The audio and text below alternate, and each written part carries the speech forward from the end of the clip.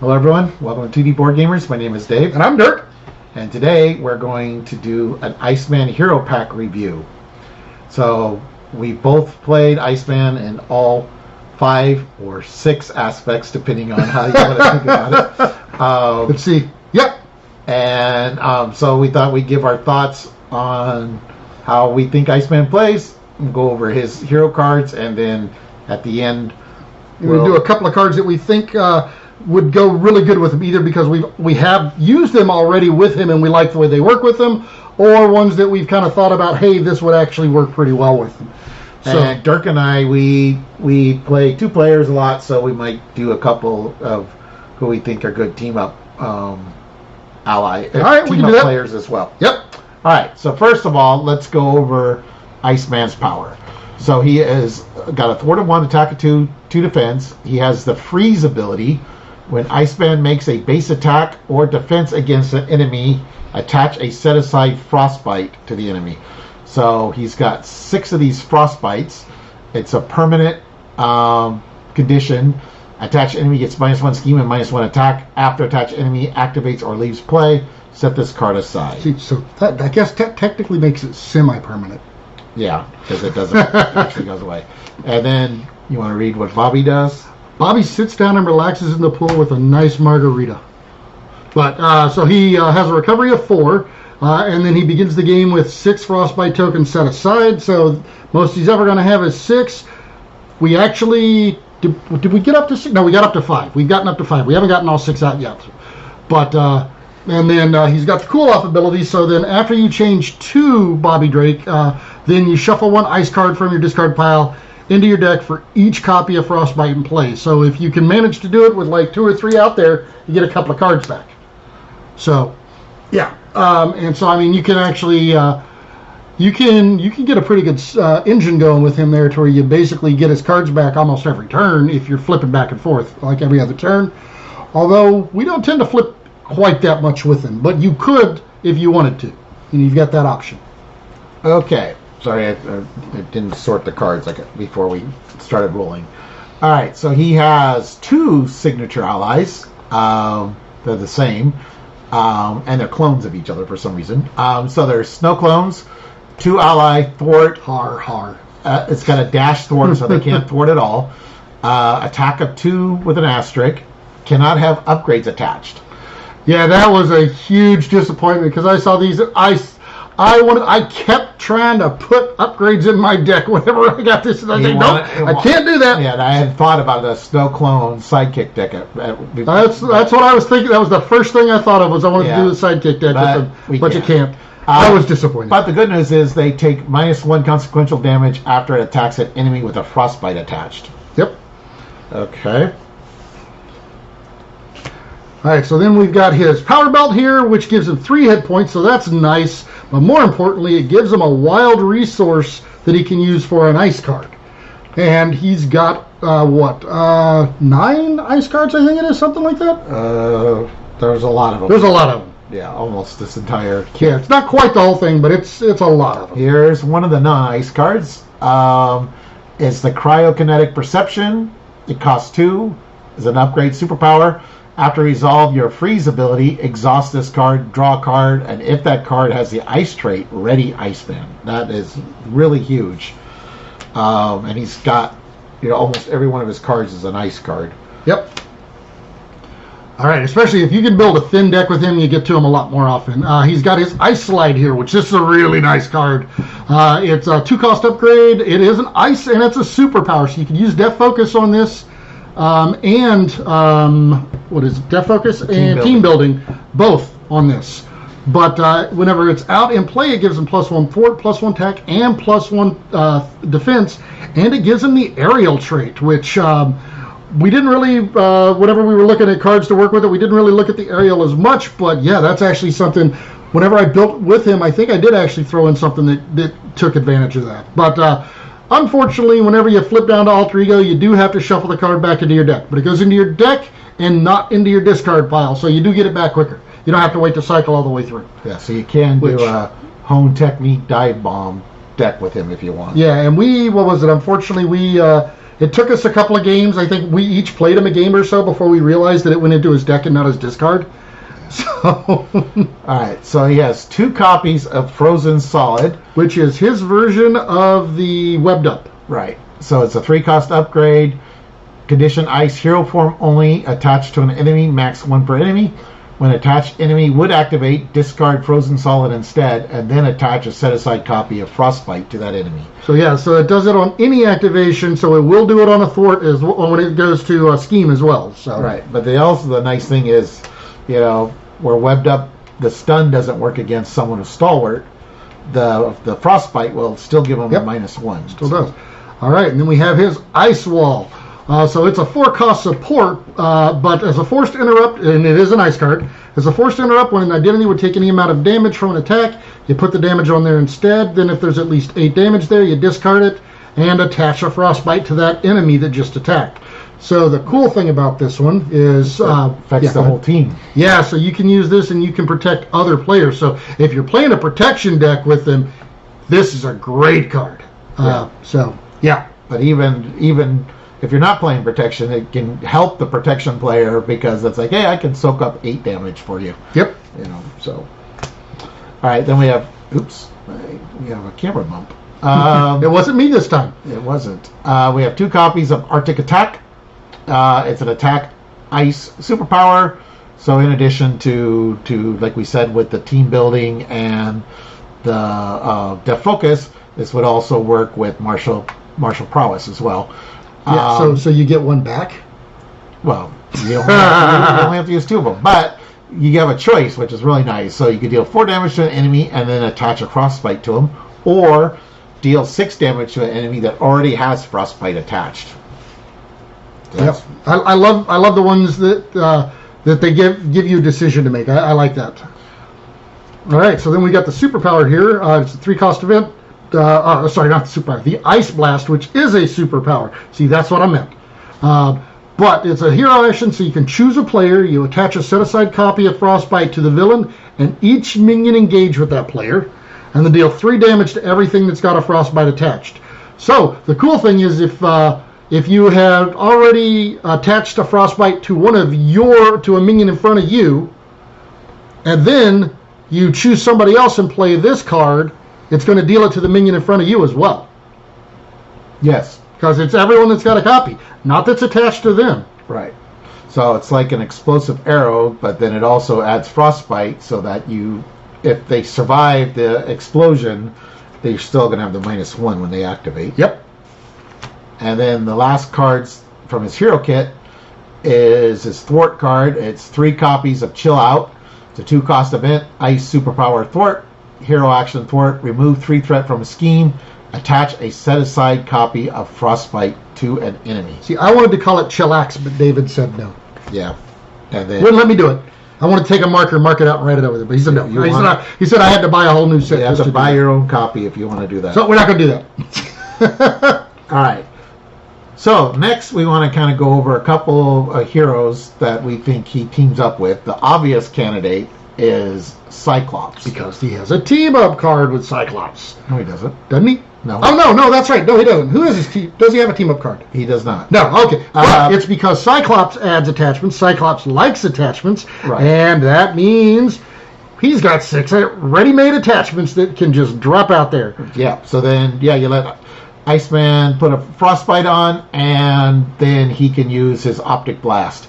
Yep. Now, the only downside is if Cyclops gets the field commander out, because usually the Frostbites don't survive the villain phase because they go away, and Iceman has to do attack. So either you have to call for an action to let him attack the enemy first, or maybe don't play field commander or something.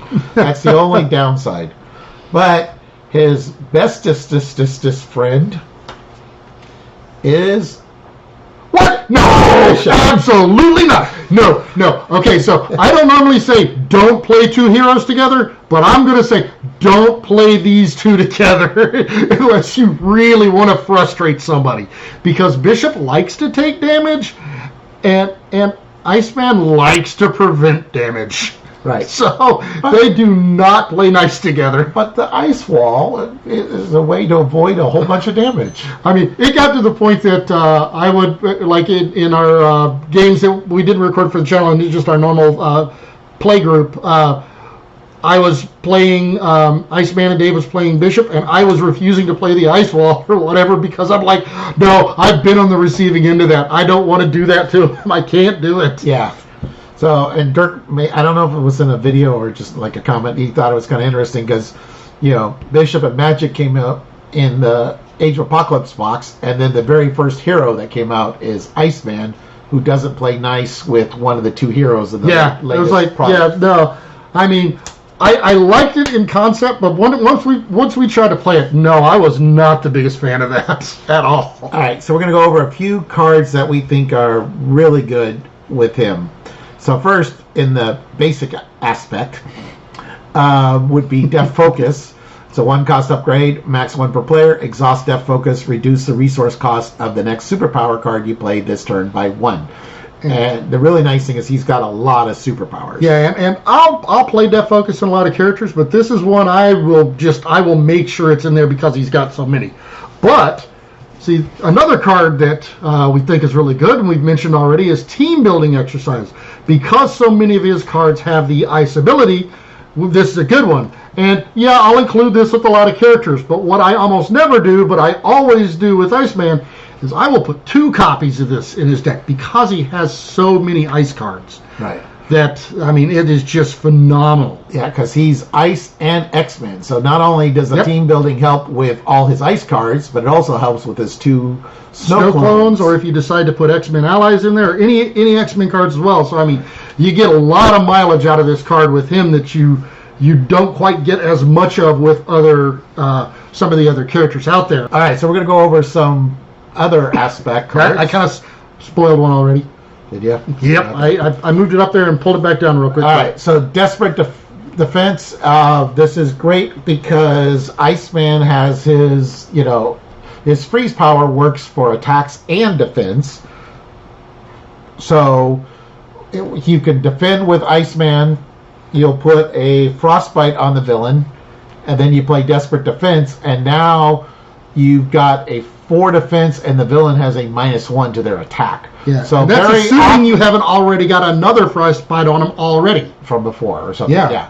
But yeah, so you want to be ready, ideally, so that then you can use your freeze ability during the hero phase for when you're attacking. Yeah, and this felt like one of the best ways to actually ready. I mean, there's other cards out there that do it, but that's one of the best, most effective ways to do it.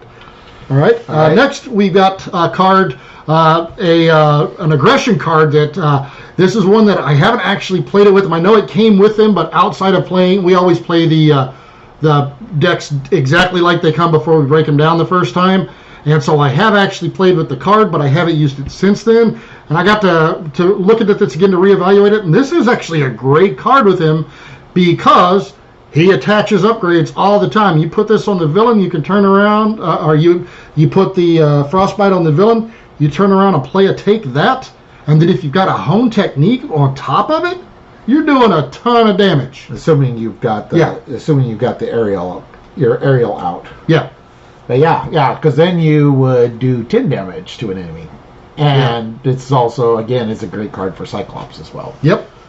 All right. And then here is the first of a couple of leadership cards because we were looking through it, and leadership just had several cards that felt like that they worked really well with them. So we thought we'd pull a couple of those out. Yeah, so this first one is called To Me, My X-Men. It's a 1-cost event. Play only if your identity has the X-Men trait. Which you do. Search the top 5 cards of your deck for an X-Men ally and put it into play. If the ally is still in play at the end of the phase, add it to your hand. So this is a great way to grab a snow clone out of your deck. Yeah. Get a quick use out of them. And you can even attack someone without the Frostbite because at the end of the phase they'll come back into your hand, so they lose the damage. Right. So yeah. So that was the first one. And this is one that Dirk decided. This is one that I decided. I thought that this would actually make a really interesting combination, and I actually have played it with him, this combination, to where I only put 3 allies in the entire deck. or I only added this one ally to my deck. So I only had 3 allies in the deck, but all of them out there, the 2 clones, they don't take consequential damage if you've got the Frostbites attached. And with Phantom X, yes, he'll take the consequential, but Ava, who comes out with him, can heal it every turn. So you basically have 3 allies that could potentially stay out the entire game once you get them out, assuming you don't use them to block. Right. Then you could also, in that case, you could also Voltron this guy because Yes. Sidearms and Yeah, because you can add the attachments to him. right. You just can't do it this. Okay. Yeah. Unfortunately, he is an X-Force and not an X-Men, so you cannot use him with this card. Unless you put an honorary X-Men on, Which you could do that. but you could Because you're an X-Men. right. So yeah, Uncanny X-Men. It's 3-cost support. Play under any player's control. Max 1 team card per player. Each of your X-Men allies gets +1 hit point.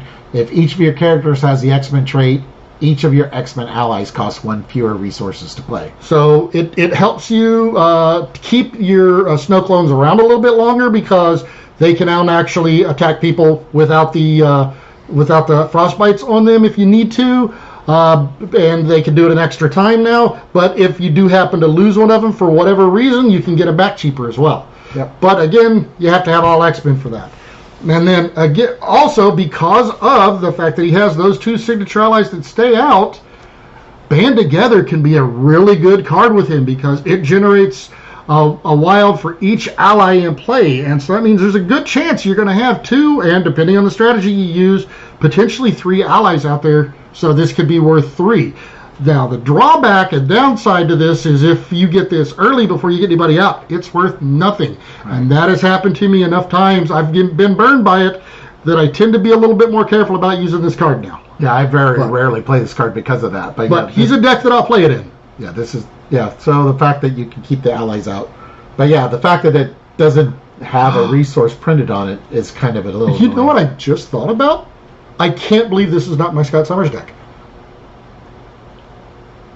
Okay. I keep my allies out in that deck. Yep. I tend to have allies out. I can't believe I left that one out. I'm gonna have to go back and look at that deck again. I still need to update it from the Con of Heroes yet. I still haven't done that. Okay, so that was our Iceman Hero Pack review. We're gonna we're gonna try to do this at least once a week, hopefully. And we're probably going to kind of work our way back. So we'll start with the newer ones, and then we'll get back to the OG ones at the end. But we're just going to do the Hero Pack events, or the Hero Packs. I don't think we're going to do the ones that are in the no, we're going to do campaigns. Yeah. Or are we going to do them in order, or are we going to do them at the very end? No, we'll do them in reverse order. We'll just do them in... So campaigns when they get released. Right, we'll do Bishop or Magic, next. I'm not sure which one yet. Jubilee, the date as this recording, Jubilee comes out next week. But we're going to need some time to play her in the different aspects, so we'll add her to the list when we both feel that we played her enough to... And that's assuming she comes out on time. That's assuming she comes out on time, yeah. So next week will be probably Bishop or Magic. So anyways, until then, thank you for watching. That's not showing up on that camera. Well, you can always do it right here. Right? That's what I was trying to do. There we go. Whoa, okay. There we go. That's what I was trying to do. Yeah, I don't care. I'm like a bull in the china shop. I'm fine with that. Thank you for watching. Please like and subscribe.